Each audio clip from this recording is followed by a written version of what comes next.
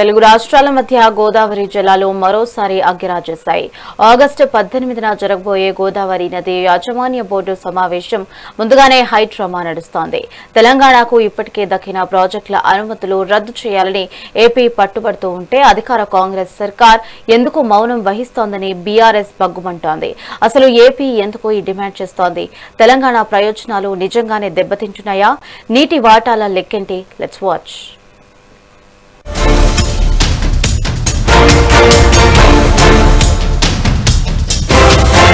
ఈ నెల 18న ఢిల్లీలో జరగనున్న గోదావరి నది నిర్వహణ బోర్డు సమావేశం రెండు తెలుగు రాష్ట్రాల్లో రాజకీయంగా, పరిపాలన పరంగా తీవ్ర చర్చకు దారితీసింది.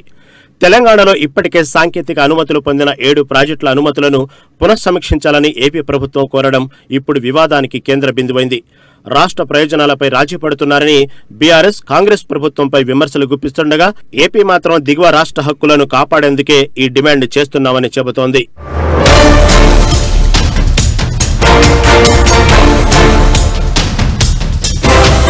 జీఆర్ఎంబీ ఎజెండాపై మాజీ మంత్రి హరీష్ రావు తీవ్ర అభ్యంతరం వ్యక్తం చేశారు. టెక్నికల్ అడ్వైజరీ కమిటీలో అన్ని కీలక విభాగాల అధికారులు ఉంటారని, ఒకసారి టీఏసీ అనుమతి లభించిన ప్రాజెక్టులను తిరిగి సమీక్షించడం దేశ చరిత్రలో ఎక్కడా జరగలేదని పేర్కొన్నారు. 7 ప్రాజెక్టుల అనుమతులను రివ్యూ చేయడం అంటే తెలంగాణ హక్కులనే ప్రశ్నించినట్లేనని మండిపడ్డారు. గోదావరి బేసిన్లో తెలంగాణకు సాగునీరు లేకుండా చేసే కుట్ర జరుగుతుందని ఆరోపించారు.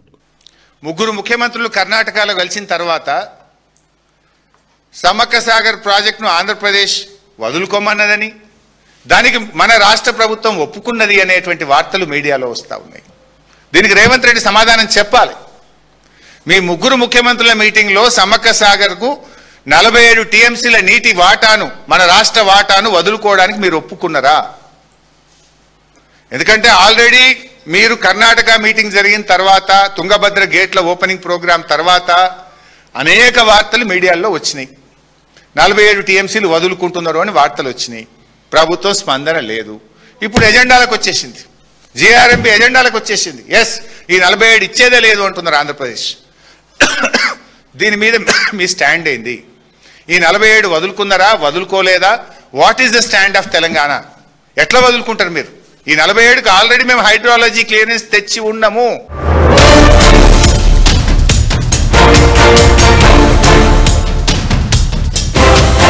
కేంద్ర మంత్రులు కిషన్ రెడ్డి, బండి సంజయ్ వెంటనే స్పందించాలని హరీష్ రావు డిమాండ్ చేశారు. తెలంగాణ భారతదేశంలో భాగం కాదా? రాజ్యాంగబద్ధంగా వచ్చిన నీటిలో ప్రాజెక్టులు నిర్మించకూడదా అని ప్రశ్నించారు. 2022లోనే సమ్మక్క సాగర్కు 47 టీఎంసీల నీటి వినియోగానికి అనుమతులు లభించాయని, ఇప్పుడు వాటిని రద్దు చేసే ప్రయత్నం జరుగుతుందని ఆరోపించారు. కేసీఆర్ ప్రభుత్వం సాధించిన అనుమతులను రేవంత్ ప్రభుత్వం కాపాడలేకపోతుందని విమర్శించారు.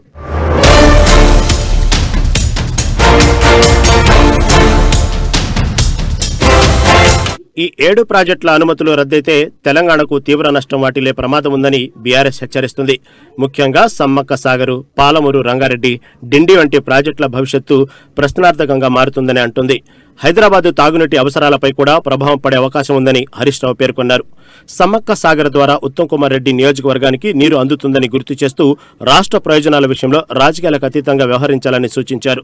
ఇరిగేషన్ శాఖ మంత్రి ఉత్తమ్ కుమార్ రెడ్డి నియోజకవర్గానికి కూడా ఈ నీళ్లు పోతాయి. సమ్మక్క సాగర్ నీళ్లు హుజూర్ నగర్, కోదాడ, సూర్యాపేట, తుంగతుర్తి ఆ నియోజకవర్గాలకు కూడా నీళ్లు వెళ్తాయి. నీళ్ల మంత్రి నియోజకవర్గానికే కిందికి నీళ్లు వస్తుంటే మరి పట్టి ఉంటుందా? పట్టి లేదా? మీకు will you respond or not? How it, అది ఎట్లా వస్తుంది ఎజెండాలో?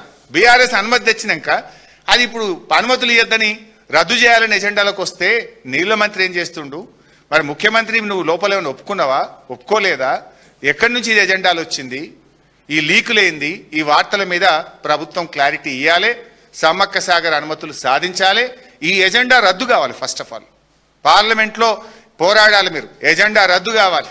దీని మీద వారం రోజులైంది. ఎజెండా వచ్చినాక ఇది ఎట్లా పెడతారు ఎజెండాలని రాష్ట్ర ప్రభుత్వం అడగదా? మీకు వచ్చి వారమైంది. వారం నుంచి కనీసం ఎట్లా పెడతారా, ఎంత ధైర్యం మీకు అని అడిగే దమ్ము లేదా? మీకు చేత కాదా? ఎందుకు మౌనంగా ఉంటున్నారు?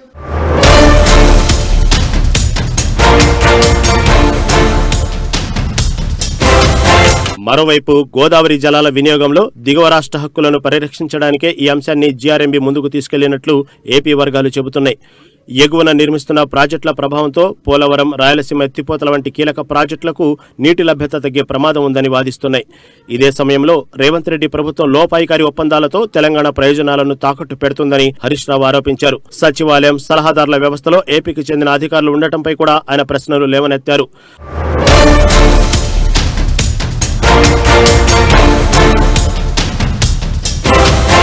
ఆగస్టు 18న జరగనున్న జీఆర్ఎంబీ సమావేశంలో ఎలాంటి నిర్ణయాలు వెలువడతాయి? ఇప్పటికే టీఎస్సీ అనుమతులు పొందిన తెలంగాణ ప్రాజెక్టుల భవిష్యత్తుపై బోర్డు ఎలాంటి వైఖరి అవలంబిస్తుంది? ఏపీ అభ్యంతరాలను కేంద్రం సమర్థిస్తుందా లేక తెలంగాణ వాదనకు ప్రాధాన్యమిస్తుందా? ఇప్పుడు రెండు రాష్ట్రాల దృష్టి మొత్తం జీఆర్ఎంబీ సమావేశంపైన కేంద్రీకృతమైంది. గోదావరి జలాల వివాదం రాజకీయంగానే కాకుండా రెండు రాష్ట్రాల తాగునీరు, సాగునీటి భవిష్యత్తును నిర్ణయించే కీలక అంశంగా మారింది.